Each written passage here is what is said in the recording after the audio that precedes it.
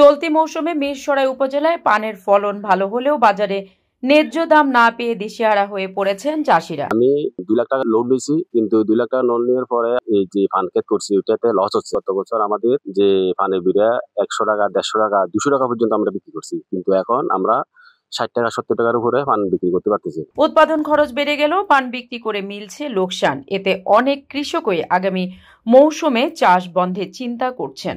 একবার ধান লাগাইলে মানে 100 বছর টিকে ধানকে মান নাই, কিন্তু বাজার কমে গেলে লস আই। এখন আগে খরচ কম আছিল, এখন অনেক খরচ বাড়ি। আমরা এগুলো কিনতে হয় না, এটা কিনতে হয়।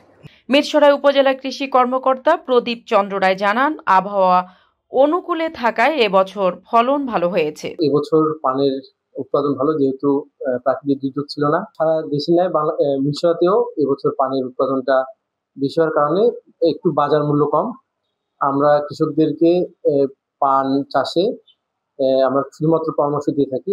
তবে বাজারে হঠাৎ করে পানের দাম অস্বাভাবিকভাবে কমে যাওয়ায় চাষিরা বিপাকে পড়েছেন। সরেজমিনে মিরসরাই সদরের আমাদের মিরসরাই উপজেলায় পাটনার একটা প্রকল্প রয়েছে, যে প্রকল্পের আওতায় আমরা গুড এগ্রিকালচার প্র্যাকটিস এই বিষয় নিয়ে আমরা কাজ করছি।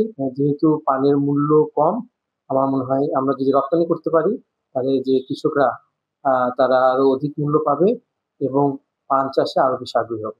পূর্ব হিঙ্গুলি ও বায়রইয়া ঢালা এলাকায় দেখা গেছে বড় যে ঝুলছে ঘন সবুজ পান গাছ। 60,000 টাকা 70,000 টাকা খরচ গেছে, এখনো পর্যন্ত 20,000 টাকা বেচতে পারিনি, খুব লস। সকাল থেকে ব্যস্ত চাষিরা পান তোলায়, তবু মুখে নেই স্বস্তির হাসি। কোনো বছর মনে হয় 80,000 টাকা বিক্রি হয়, আর এই কোনো বছর ওর দাম কমে গেলে তখন 30-40 আগুন লস যায়, 250 টাকা 300 টাকা। কিন্তু সরকার এটা না করাতে আমাদের খুব লস হচ্ছে। আমরা চাই সরকারের কাছে এইটাই, আমাদের পানগুলো বিদেশে যেন রপ্তানি করলে আমাদের এই পানের দাম অনেক ভালো হতো, আমরা সুন্দরভাবে জীবনযাপন করতে। চাষি বলেন, প্রতি বিঘা জমিতে প্রায় 1.5 লাখ টাকা খরচ হয়েছে, অথচ বাজারে প্রতি হাজার পান বিক্রি করছি 500 থেকে 600 টাকায়। এত কম দামে খরচও উঠছে না। চাষিদের দাম নিয়ন্ত্রণ, বাজার ব্যবস্থাপনা এবং সরকারি সহযোগিতা ছাড়া পানের চাষ আজ টেকসই রাখা কঠিন হয়ে পড়েছে।